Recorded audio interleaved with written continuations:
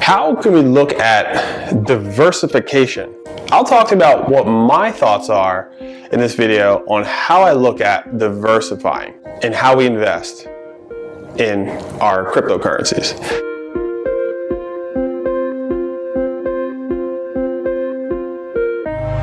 And it just comes from the beginning, from when I really didn't understand what blockchain was. I didn't understand that it was a Bitcoin. I didn't really get the whole kit and caboodle.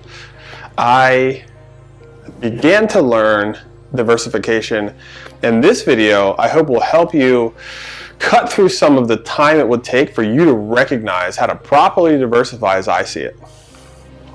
So I immediately, when I first started to invest in Bitcoin and put $100 into Bitcoin, and then kind of like went to Ethereum to diversify, I kind of followed the best practice of taking a lot of what I was investing in Bitcoin and then into Ethereum with some of the other, and then like some of these other altcoins. And then I was just trying, I'm like looking at CoinMarketCap, I'm going down saying, bing, bing, bing, maybe I'll invest in like the top 10 or the top 20, sort of like take the top maybe 100 cryptocurrencies and sort of like analyze and see which ones might be the unicorns that go to the moon. And that's how I approached it, and that's how I see people approach diversifying. Now, it took me a while to change my entire portfolio around and move away from that model of diversification to a different model of diversification. And what I mean by that is, instead of looking at all of these projects that were in the top 20 or whatever, I realized there were some down like 354 or 1,089, that some of these projects were really cool, and I'm never going to see them if I'm just like focused on diversifying like the top 100 or whatever that most of what I was being mentored and taught was instructing. What I came to realize is that why not think about this in a categorical way? So what are the categories of blockchain protocols? I would say that the one category is a layer 1 solution.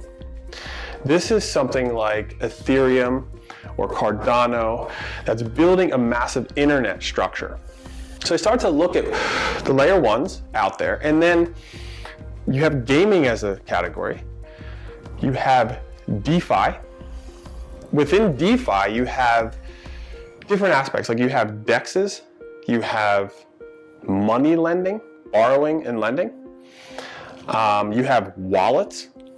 There are telecommunication protocols. And there's also like a meme category, like you might be familiar with Dogecoin. It's not necessarily a meme category in itself, but there are meme coins out there that you could also take a look at in some respect, right? I'm not saying invest in meme coins, but you could participate and kind of get these meme coins overnight. You don't know what's going to happen. So some of these projects kind of start out as meme coins, and they actually turn themselves into being really serious. Okay, so those are the major solutions. Those are the major categories, and then within DeFi there's so much there. Within gaming there's so much there. There's a lot of layer 1s that are trying to do their own thing.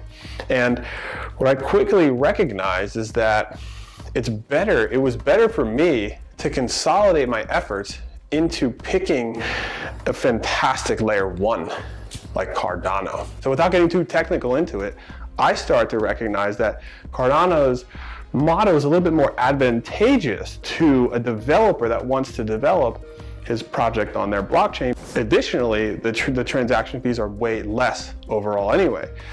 So I started to recognize that if I'm diversifying and I'm investing in all these projects, I might try to find the best layer 1 first, and then try to invest within that ecosystem. What games are they building? What DeFi are they building? Like money lending protocols are being built over here. If the layer 1 does its job correctly, then all of these little applications underneath are going to do wonderful as well. So I like diversifying not in like the group of the top 20. I like diversifying and finding what, if I'm looking at gaming, metaverse type protocols, which ones are the greatest? So I'm not even on CoinMarketCap or CoinGecko looking at these projects. I'm searching around, trying to figure out which ones have the most talked about, the most presence on social media. What are they saying? What does their website look like? What does the team look like? What's the team's background? What's their roadmap? What are their tokenomics, right? What are they doing with their NFTs? Kind of a thing. And then that helps me decide like which ones out of the games I can invest in. Put a little bit over here into this gaming solution. Now, what about DEXs? Okay, what DEXs are big and popular? What big DEXs were popular on Ethereum? What DEXs are being formed on Cardano, right? What are these DEXs doing? How are they different from one another? Are they all doing the same thing, right? There's a difference between the DEXs on Ethereum and the DEXs on Cardano, right? So for instance, Ethereum's, not to get too technical, their DEXs are built on this like account-based model. And the DEXs on Cardano are the EUTXO model. Okay, so there's a metrics to it.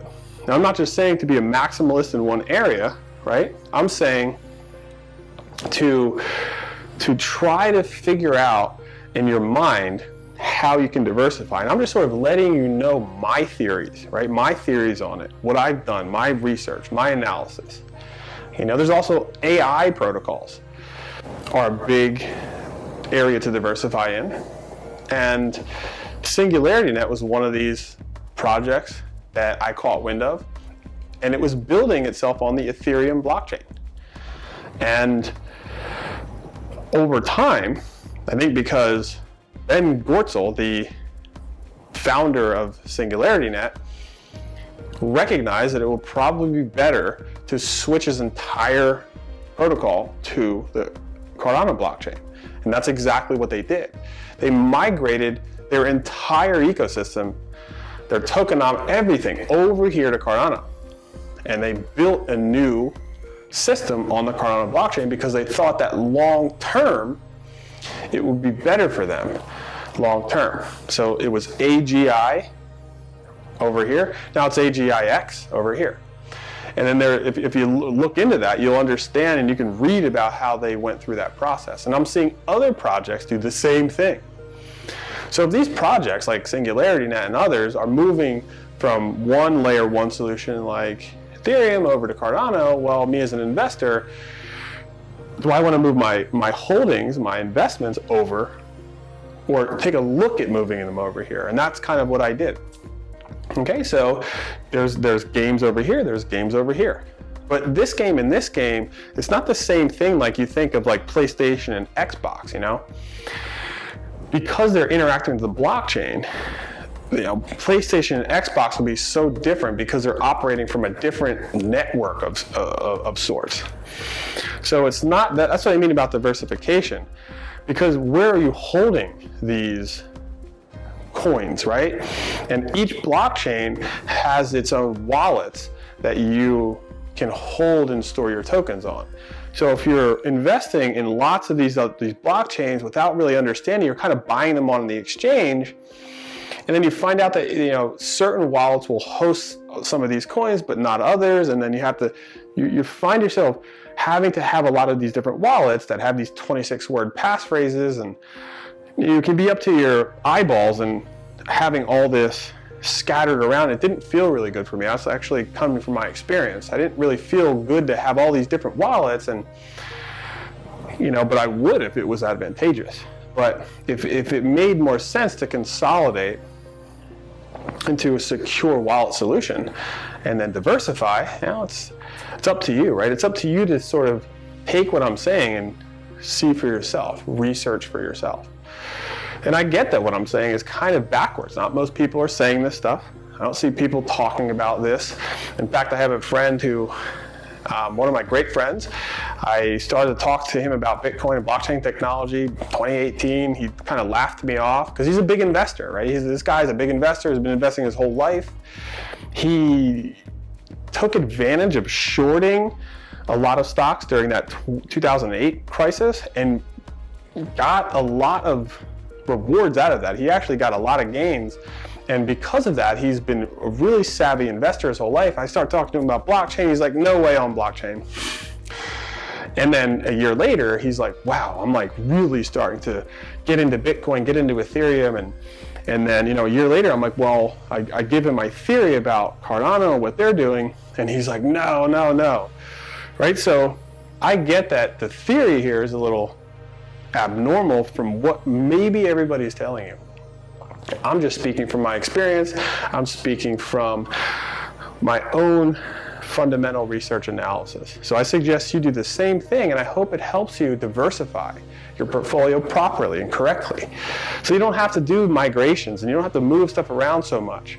It's painful, it's tricky, it's difficult, you know, but I will say that the theory of how I think about diversifying kept me out of the FTX debacle, right? So in a way it protects me because I'm not trying to take advantage of every single solitary opportunity that there is.